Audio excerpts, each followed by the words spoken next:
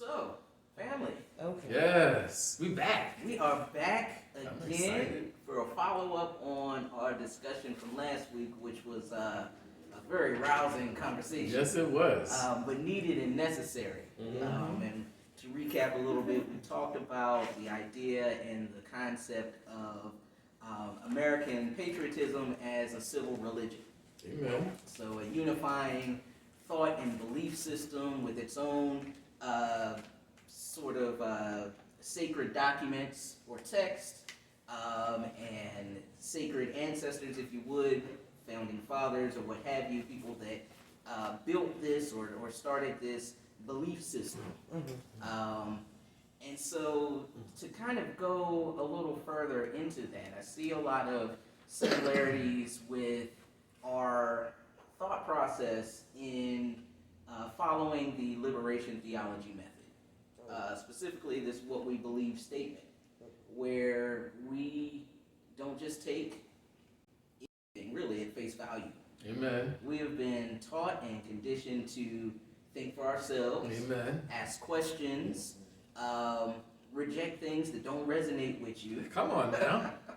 and to fight for freedom and liberation for all people. Yes. So, looking at this now, and I shared a little excerpt from a paper I wrote in 2016, and I was like, wow, just thinking about all of these things and the way that I thought about it then versus how I think about it now, and it's even deeper. It hits harder now. Amen. Especially going back and looking at the United States of America and a lot of their founding documents, which I never read them. I know, we in school and they're like, these are important, and, this Declaration of Independence and your Constitution and your Bill of Rights, and these are important documents that America stands on. Right. We were memorizing Shakespeare, Right? but not the Constitution. Not the Constitution. No. And I find that funny because if these are the things that we say we believe, why haven't we read it? Why don't we study it? That's right. And I find that similar in a lot of churchy folks, and that ain't nobody in here, but Oops. it's people that will hold up their Bible and say, I believe Right. wholeheartedly Yeah. in this thing. It's the infallible Word of God. That's right. Infallible, inerrant. word of God. Inerrant Word of God, but I've never read it. Right. I only know what the leader has told me. Right. And I don't know what the leader has read and interpreted. So it's interesting to look at America, its founding, in that context of churchiness. That's right. Because we've been conditioned and been taught to elevate our thinking, That's right. to liberate our thinking, and to not just give good lip service, Amen. but to also walk it like we talk it. Hey, I like that. I'm down with the rap. Walk it like we talk it. So I found this quote, or it was a post on Facebook, and I think the original source was like either Twitter or Tumblr or something like that. And it's funny, social media is kind of like, well, depending on who you follow. Amen. True. Use your discernment on who you follow and take in. But it kind of almost becomes like a modern day book of Proverbs. Because it makes you think. So I'm going to read this statement and we'll discuss it. So it says, I don't care what the founding fathers would have wanted. I don't care if Jesus was a hippie or not. I don't care what Marx prescribed. I can't take living in a world where we're all servants to long dead men. You know what happens if you make a law, You know what happens if you make a law the founding fathers wouldn't like? Nothing. They're dead and they're not ever coming back. I'm genuinely envious of countries that can make whatever laws that they want without worrying about how 18th century agrarian noblemen would have seen it.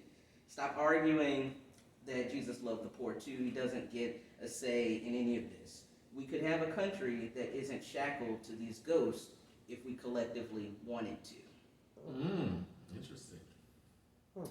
So I thought about that this week. It sat there and I thought about it, and true enough, it was funny. I had a Hamilton moment. If anybody's seen Hamilton, there's like one line they're in a rap battle trying to decide if we're going to send aid to France.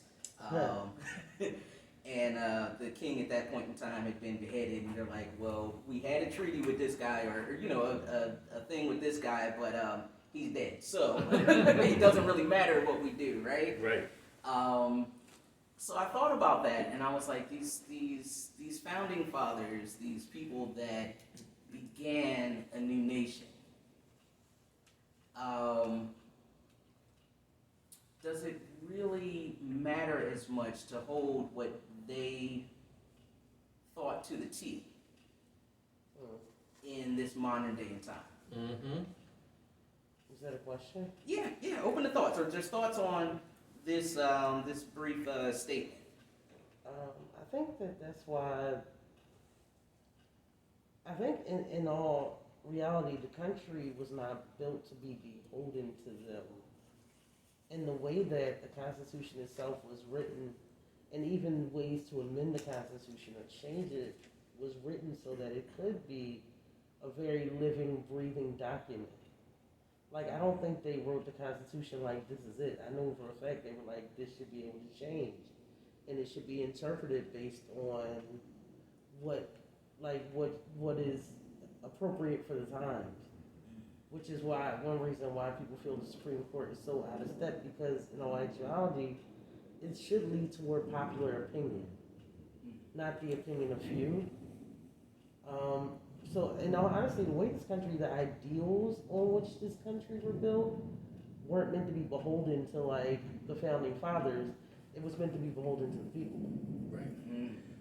Because the founding fathers were escaping, what was it, King George, I believe? Yeah. Mm-hmm. They were escaping King George. They were a form of leadership and rulership that had been the same for centuries. So they didn't want to come here and repeat the same. Like old dirty laundry, wash, rinse, repeat, right? So I too was doing my research this week because this topic excites me. So I believe it was John Adams, who was one of the signers of the Constitution, who said that he believed that the Constitution should be revised and reviewed periodically. He even had a number. He said every 17 years. Come on now. I don't know what the significance of that is, but imagine if we had revisited this thing, and then I started looking at other Western nations, and because it's harder to compare us to the East because it's a very different kind of structure. But I looked at other Western nations, developed Western nations, and they constantly not just revise but rewrite their constitutions. Sometimes when new administrations come in, they'll take the whole thing and say, you know what, that part right there, that was good in the 1980s, but not now. Right? So and here we are trying to abide by, and these people hold it sacred. It's sacred. It is their religion. They will fight you for it. They'll fight you for it. But they haven't read it like you said. Some people know the preamble. We did learn a little bit of the preamble in school, you know, we the people and whatever it says, right? We learned that little bit, that intro. It's like the first paragraph or two. But the rest of it, most people don't know it. No. Only a few people in this country who, like a Barack Obama, who's a constitutional expert, would know the whole thing and could tell you what all the nuances meant legally. And guess what? And then I'll be quiet, 'cause I promise I'll be quiet. The people, the right to own and carry guns people, when this was written, we had muskets. Right? A musket, you're military, you probably know more about it than me. You had to empty out the old gunpowder, put the fresh gunpowder in, light it, and then shoot. Pretty much. It wasn't automatic. There were no AR-15s. There was no AR-15s around for you to go come into a church like the kid did in Charleston and assassinate a whole room full of people. Yeah. And it's just looking at it, and what always sits and what comes back is, you know, taking into consideration the time it was written, the traditions practiced at that time, but nobody in the grand scheme of America, maybe we need to teach America this what we believe statement Amen. in liberation theology, because we're not questioning and examining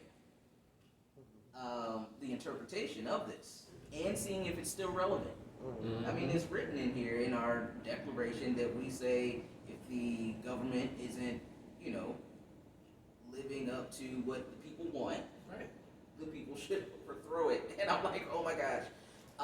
And then I guess that's where it kind of comes in, where yes, you have the right to bear arms and all of that kind of stuff. But it's critical thinking that is not happening. True. And it is not upholding what it is that we as a nation say we believe. If we are founded on freedom, then we should not in any case be stripping freedoms away from anyone. And so I think about this, and what do we do? What can we do as in tangible actions to ensure freedoms and liberties and pursuit of happiness and all of those things for all people? And it seems like a daunting task, and I won't lie, every now and again I get very discouraged and I'm like, well, I'm just gonna keep my head down and keep on living over here and make sure, my little bubble is good. But I feel we are called to do higher. Yes. You know what? I think that people, and for multiple reasons, but people discount the value of voting. Granted, I'm not a fan of our current electoral system. I feel like it should be one person, one vote. But because people are so, it's not disillusioned. I can't think of the word. But they feel like their votes don't matter. Like if people voted the way they shopped, this country would be out of control. I think they said something like 40% of Americans vote. Most of them are not Black Americans. Black Americans have been known not to vote in the 2 years in between The midterms. the midterms, which actually that's where a lot of senators, congresspeople, And locals. local stuff. Also, though, they've been dissuaded because now they have laws that they're putting in place to stop people from voting. But in reality, it's almost like a catch-22. Had you been voting, these people wouldn't even be in office. And granted, there is some gerrymandering, there's a lot going on, but people aren't even taking the first step to just vote. If everybody voted, a lot of this wouldn't happen because one, there's literally more. I think did Pennsylvania go red this year or blue in the presidential election? Blue. It went blue this year. It went Yeah. red last election. Yeah. Like that literally is not even possible just with the amount of Black people in Philadelphia. If they all voted, like the big city numbers outnumber the people in rural counties, but those people vote and people in the cities do not. So in reality, people say anybody who says they want change.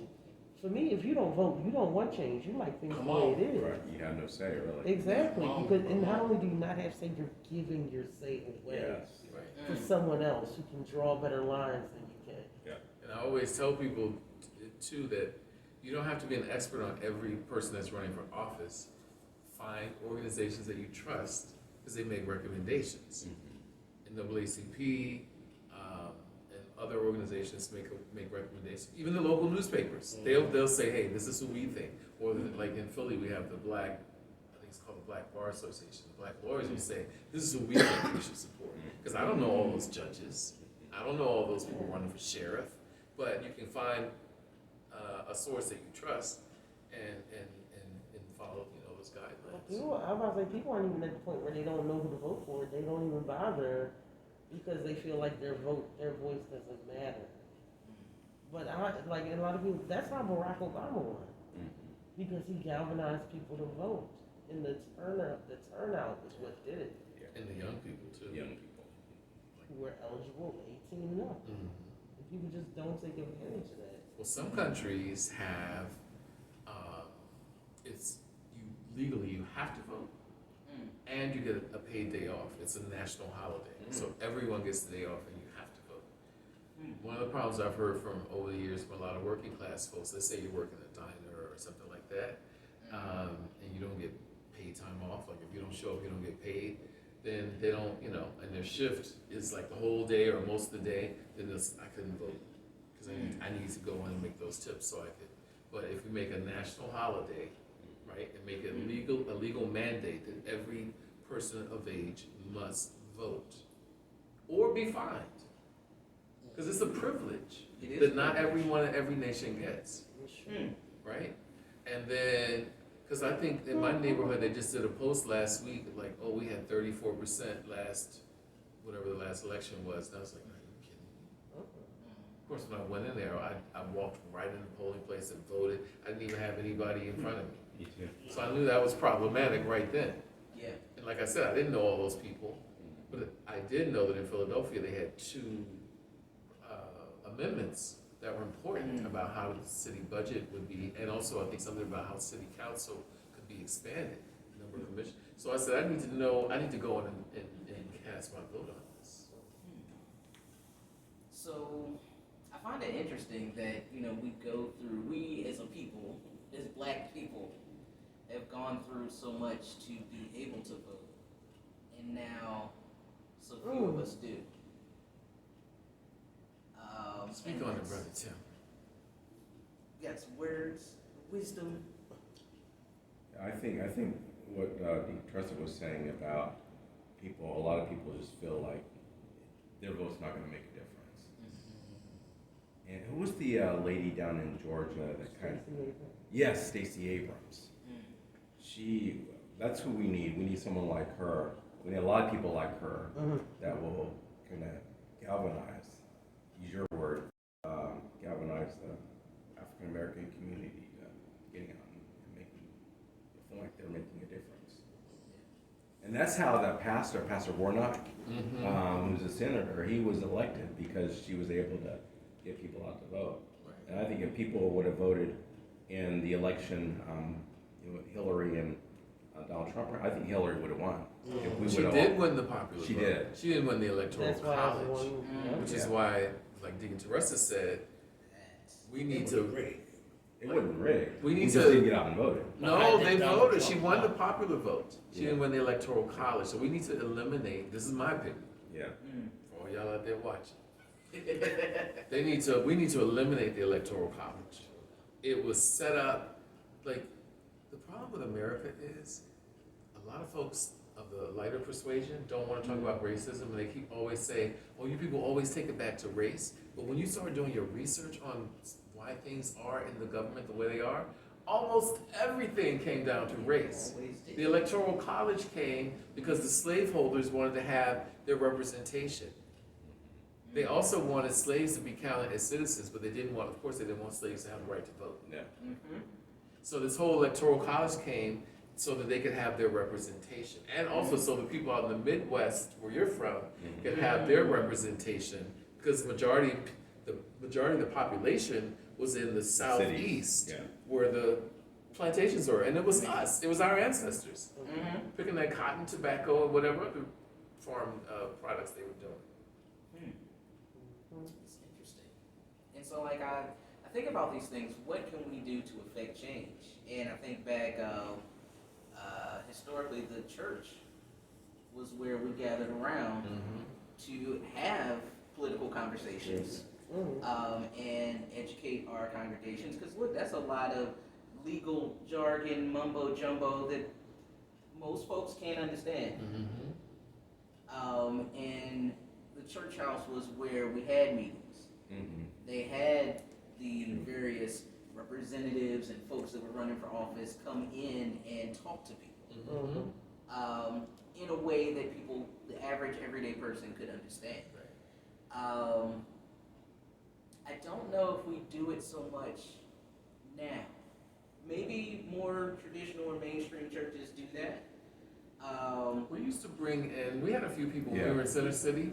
We had Sherry Cohen come in a couple times. She was running for mayor. Kenyatta, what's Kenyatta's last name? Malcolm Kenyatta. He's now a state representative. When he was running, he came and spoke to us. So we've done that a few times over the years. That should be one of our focuses, I think, coming up. Things that we can do as a local body to affect change. That's right. That's right. Because we all have great ideas. Like, this room is packed with so much idea and insight, but how do we translate that into change? How do we change that into liberation Well, that's what that one organization does. Mhm. What's the one I always ask you to go to the meetings for when they do the virtual meetings? I got Cody, Power. Power. So Power's whole premise is to bring all the houses of faith, Christian, Muslim, Buddhist, Hindu, whatever, to get as a Jewish together and collectively use our power for the greater good. That's what Power does, and that's what it's all. And I've been trying to get us involved in that for years, but that's something we can do that's tangible, doesn't cost us anything, and by participating, you become a part of this larger body. Like they're fighting to get fair funding for schools, right? Which Philadelphia doesn't have, which Pennsylvania doesn't have. And you learned about that, you talked about that, I think, last week. Like even out in the suburbs, it's the middle class versus the upper middle class versus the wealthy, you know, as far as funding. And here in the city, it's just distraught. It's poor versus the poor. So, yeah, participating in an organization like Power would allow us to have a seat at the table. Even as a smaller church, we would be sitting with some much larger churches and synagogues and mosques, and then be able to put our insight in, because all of the organizations involved that I know of are more progressive. Any other ideas on how we can affect change or make sure that we are helping to liberate, not just spiritually, but within the context of the nation? Because it's in turmoil. Like Jesus. it's some mess out here in these streets. Well, I liked when we shared that information, like where to go get vaccinated.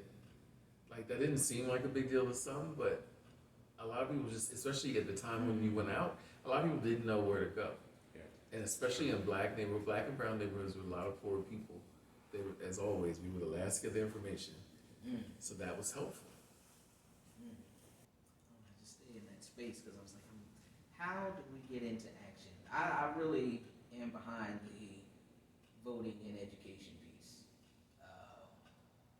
because that's the way the system is set up right now.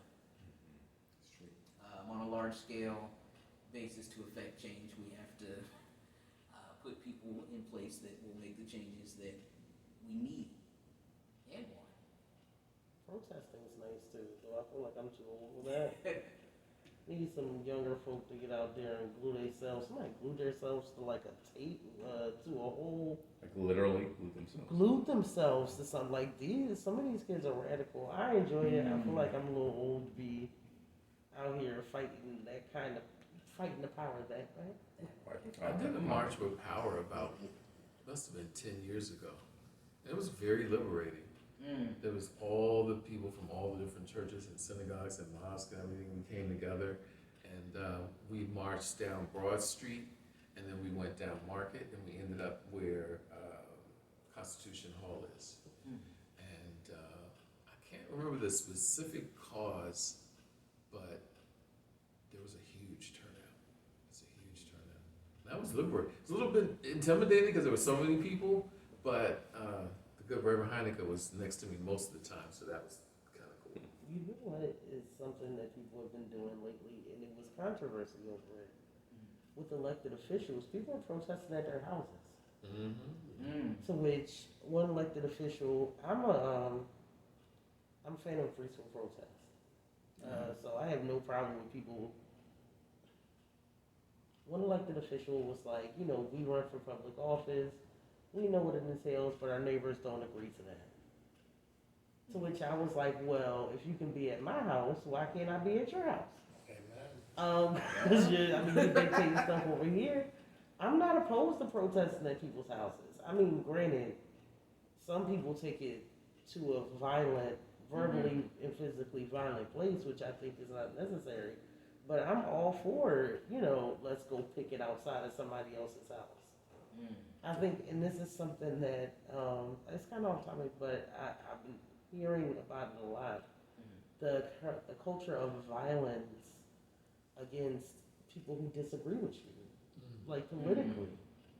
This violent culture, and it's turning into a way that people even campaign. You know, like we're going, you know, we should drag them out. Like really violence towards political opponents. So I think even now it's harder to get people to see how things may be different because it's no longer just, we disagree. Now it's like we gotta like fist fight about it.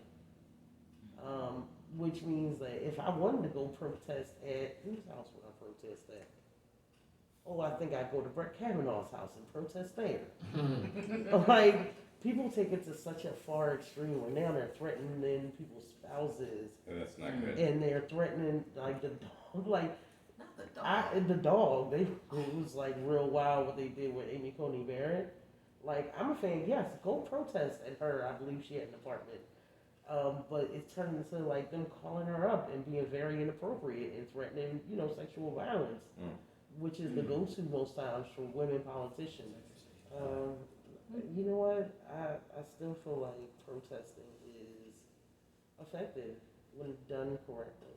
I think that violent protests are never the answer. I'm definitely a fan. Let's go to these people's houses. And protest on their lawns because you are literally the things that you do and the decisions that you make are in my home. They're in my kids' schools. I'm not saying go to people's kids' schools at all, but definitely go to their houses and protest on their lawns peacefully. Stay on the sidewalk. On the sidewalk. This is what is that? Was it State. Oh, that's private. That's public property. Public no, property. the guns thing, like when you're on their lawn. Depends on the state. This in the Commonwealth, this is a stand your ground state. Commonwealth of Pennsylvania. Once you put your foot on their grass, it's a wrap. Is So it? don't put your foot on their grass. Don't stay in the street or on the, and don't be in the street because then you're impeding, you're obstructing traffic. It's a protest. Right. It's okay to obstruct traffic. I'm just saying. I think it's called civil disobedience for a reason. I mean, like, Well, make sure you go with power because they got lawyers on deck to get you out. Have a plan. Have a plan. Right. And that leads me. I was like, how far are we willing to go in this day and age to affect change? I have to go far. We ain't gotta go super far, but like, are we rowdy like these founding fathers here? Do we still have that same like risk it all fight from the 60s and 70s? I think black folks are bad. Most of us, especially working class and middle class black folks, are too complacent. I'd have to agree with that. I got a house and a car and I got a couple dollars coming in every few weeks. I'm good. But then you're not really good. Not really. And that's the danger of it. We get comfortable. I'll admit, look, I got comfortable. I'm like, look, cool out here, kind of, sort of, but not really. I'm waiting for the purge out there. Look, Someone else it's said real. that. I'm waiting. Another friend of mine said that. Look, the first day my nephew came over was the 4th of July. Was he over there? No, it was like the second day. The 4th of July. It was night of the barbecue, and I'm asleep. And next thing I know, I hear doors opening and closing. I see, they've been popping off fireworks for 3 hours. I see headlights from a car. I was like, okay, they coming to get us. What's going on? Like waiting for you're just waiting for like these people to wild out. Like you just, and it's all like we said before. It's because people, we don't have the rights that we want, or we're not exactly treated the way we want to as people of color. But it's a lot better than what it was, and we take steps every day. Every time there's a new Barack Obama, or there's a new Kamala, or Kentucky, we feel as though we're taking steps, but other people feel as though we're taking away from them. And at that point, you're like, at what point they just gonna wild out? Because they feel like we're taking everything away from them. So it is a certain complacency, but it's also volatile right now. It is. And violent and dangerous right now. And it's not even dangerous just to be black. It's dangerous to not be a wasp. I think I got somebody on my block that has that "Don't Tread on Me" flag up. And I'm like, okay, I wonder when they gonna feel like too many of us done moved into the subdivision. Like, it's that kind of feeling. So I think it's more of, honestly, a defense than a how can we push things forward sometimes. It's more, how can we make sure we're looking out to make sure they don't try to get us because we taking too much of their stuff. Or they feel like we're taking too much of their stuff. I would show them the Constitution that says I have the same rights as you. When they not reading? I would take the excerpt, because we got a short attention span nowadays. I would just get that specific excerpt and say, read these 2 lines. This applies to me too. I have the right to what is it, the pursuit of happiness? Life, liberty, and the pursuit of happiness. That's what they say. We the people hold these truths to be self-evident. At what point do you zone when they knocking on the door, when they kicking it down? Like, it's a very real thing. That's when you bring out your musket. Make sure you got your gunpowder ready. And a little match to light the fuse. That's right. Brother Tim will come over and give you a refresher course. Yeah, one moment, I gotta reload my musket. Missed that in there with AR-15. Oops, I missed. Just Hold on. let me close the door. I'll be right back. Tim said, hold that door. Don't riddle my door with bullets. I'll be right back. It's my favorite door. It's so much in here to unpack. Like I said, if you haven't had a chance to read through some of these documents and see what resonates with you, see what you are fine with throwing out the window, liberate it and be like, look, because where it says that all men are created equal, we've all been trained in this room to be like, all people are created equal. We don't subscribe to the patriarchy and all of these other things that exclude other identities. But what needs liberating? What needs The language of the amended? Constitution needs to The whole It should thing. say all humans. All humans. Because we're beyond gender at this point. We just say all humans. All humans. Because then that includes black, white, brown. Because when that was written, it was white landowning men. And that's it. And it's expanded so much further than just that. How about we write it in regular plain English instead of the King's English? Right. Oh, can we get a message version of the Constitution and this Declaration Without all and the these Bill of legalese. Rights? Right. Somebody, whoever can find this in the future? A lot of Yeah, times you people don't read it because we know that, one, it didn't apply to us when they wrote it, and 2, they still don't apply it to us. Right. So what is the point of having it? We're reading it because it doesn't really apply. Exactly. But I say we should read it Right. because if we don't know what rights we're supposed to have, we don't know what we're fighting to get, To protect. to protect and to enforce and make them be like, hold you accountable. These are the rights that I am supposed to have. My inalienable My rights. inalienable rights. Right. This is the infallible word, Right. inerrant Like Thomas Jefferson talked about it. word of the Slave nation. holders. It's inspired by the nation. The writers. That's how we say it with the Bible. It wasn't written by God, Right. but it was inspired by the folks who penned these things, which means that there are errors here. It can't be perfect. Like Hamilton, I very much enjoy that, and it's very funny and it's entertaining. But you think about the concept, these people writing about freedom who owned I don't know how many people, and you're talking about we're finally free, Who they didn't consider people. and everybody's free, but you literally the unmitigated goal of like, we're now no longer, it's no longer tyranny, everyone is free. Go get my coffee before I beat you. Right. Everyone is free. Like this is what it's so much. Yeah, it's so funny how the scriptures. And what would the wealth of this nation have been if it weren't for enslaved peoples? We literally generated and created the vast majority of wealth in this country. And then when you go back, this would be a lesson for another time. You can go back and see ties between all the big insurance companies. Some of them are still around. They insured slave ships. They insured the lives of slaves on the plantation. And these are still, some of those companies are still around now. So Yes, that's why I haven't read the Declaration of Independence. Yeah. Because in name does not. We have a new lens to read it through. I know that I'm going to go through and read a lot of these documents for myself. And through the liberated lens and with the goal of creating actions, actual actions. I like it. Because it's one thing to understand it, and I'm a theory person. I love theory. I like to stay all up in my head. And it's a challenge to get out of my comfort zone, for one. Question how far I'm willing to go. I'm a fan of protest. I don't mind a little bit of rowdiness, but that's me. Kingpin.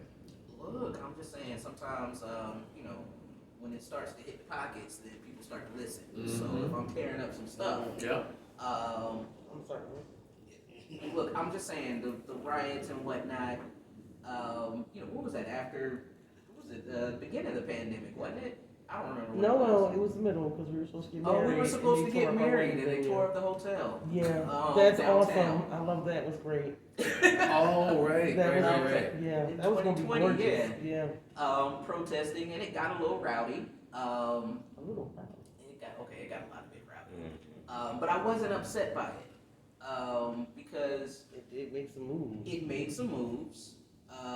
We've done peaceful protests, but I'm like, if y'all ain't listening when we trying to be peaceful, then sometimes, Right. look, they threw the T in the C to protest. Which is a violent thing, because tea is what brought a lot of money in. Exactly, they tore up some stuff, and somebody started to listen. Don't tear up your own stuff Or your own neighborhood. or your own Right. neighborhood. Amen. But these, I always say go to other folks' neighborhood, but make sure you got a car to get back. Wait, I was not mad at the concept that they tore up downtown it's all insured. and It's didn't okay. tear up like North Philly. Right, West- where you live. I where was you kind of live. glad about that because I know the riots, Rodney King? Mm-hmm. Right. Mhm. They tore up South Central LA shopping no, district. at some point they tore up Ridge Avenue. Really? When they rioted, they tore up Ridge Oh, I wasn't Avenue. here. Oh, during the Rodney King? I'm not sure at what point, but it was some point people were protesting. They tore all that up. I'm like, y'all can feel free to tear up these business districts. Stop that money, because suddenly when they start stopping money, however, I'm not a fan of. That's not my form of protest. I'm like, your rev is a little rowdy, so I wasn't upset by it. I won't say that I would be down there, but I'm like, look, there's a place in the revolution for everybody. There is. And sometimes it's necessary. And like you said, they're all double and triple insured. They are insured, they will be They okay. don't come out with more money than they went in. And the stores look great now, They really. look great. Like, it's fully recovered. Everything is fine, And nobody Except had when it's hurt. in our neighborhood. except when it's in our neighborhood. Because when you look at, where Detroit, like if you go through Detroit and look Right. through where it rioted up and tore up your own section, that part has never recovered. And they never do. And it never will. Like, it's just, well, it probably will because then it'll be gentrified. I'm pretty sure that there's parts that are Yeah, they're Have you doing seen that Ridge now. Avenue? Ridge Avenue. So don't tear up your own stuff. I don't say that should be your first resort, but I'm not mad if it happens. And that's my personal opinion. I do not speak for church or movement. That's Amen. Rick Marcus. Amen. But I say that to say, and we'll wrap up. Challenge yourself to read through these documents through the lens of liberation. And push yourself outside of your comfort zone with a goal to create action that will liberate people. Because as much as I love sitting around and talking with my family, we need to be affecting change for our people. We have removed small from the adjectives That's that right. describe us. We are just mighty. Mighty. And there are mighty works that we need to get done. And mighty is, we think of like these big extravagant things. I'm like, yes, I would love to have the building and the whole closet and pantry and food vouchers and all of these things, but no one person is insignificant. That's right. So if we can affect change in at least one person, getting someone to understand the importance of voting, because that person can then be like, oh, you know, I learned this and I see why this is important. And they can teach another person. And then we can get that message spread. We don't have to talk to the whole masses. We can talk to a few and they will spread it. And I believe that should be our goal. We don't have to stick with the literal interpretation of this thing, because we in this room don't always look at the literal interpretation of the Bible. Amen. Thank God for that.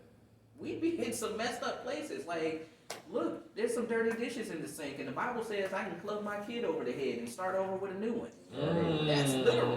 That's Bible. And look at those societies. Biblical. Look at those societies that's following that. Those societies who They follow probably some of clean that dishes, stuff. I'll tell you that much. I bet they do have clean For dishes. their house probably clean too, they got a little gnome on. But in the Middle East, there are countries, there are Muslim countries where they go by the Sharia law, the ancient law, ancient text, and the men have a right, if they're not pleased, to kill their wife. Yeah. Not just kill her, you set her on fire if she shames you. Yeah. Or stuff. If anybody has seen, And don't have to provide no evidence of this shame. what was it? It was the movie, The Stoning of Soraya M. That's one of those that I will only watch it one time. It was just far too graphic, but it tells that same story. Following law, husband made up these stories. Of course, they took his side because he was having this affair or something like that. Right. And I remember that. they stoned her. I think it was a book based on a true story. Changed my way that I think about things being literally interpreted, because I want to say, side note, as a female, we are wondering if that's where America's going. Like, we waiting for the handmaiden garments. I saw a lot of my friends, when the Roe versus Wade was overturned, they put the handmaiden photo up as their screensaver. I was like, wow. Yeah, because that's But I what never we- watched it, and then I knew what it was about right away. Yeah, I watch it. I'm into dystopian, post-apocalyptic stuff, but it's also a commentary on the rights of women, and how if a nation gets together and decides this is how we treat women, then that's how they treat women, and that's essentially what's happening. That's why I think it's such a big deal, because it's not just taking away this one thing. You taking away, once you start removing rights from women, like how far can you go? Right. I mean, the Congress is what, like 80% male? Supreme Court is like, what, 90%? Like, men run this country, essentially. So as a woman, they start taking stuff away. You looking like, oh, bruh. Like, I'm not a fan of having firearms in the house. Well, They women go are too. 50% of voters, and so like you said, if the women turned up, all women, not just black women, but all women. But turn up for what? Because For all some of elections. them are Right. on board. Like, I wouldn't, carry handguns for anything, but they started taking away women. It started looking like, look, you gonna see the good deacon strap. Because it's a scary thing. It's a scary thing. yes. So yes. On that note, challenge yourself. Push yourself past your comfort zone and affect change and liberation in the world. Stand in the gap for folks who don't have a voice. Yeah. If you have one leg of privilege, because we live intersectional lives, at some point we do have a privilege somewhere, depending on where you are and what the circumstances are. Use that Yes. to speak for someone who doesn't have a privilege in the space that you're in, wherever you're at. Questions, comments, concerns, emotional outbursts. Yeah. Yeah. All right.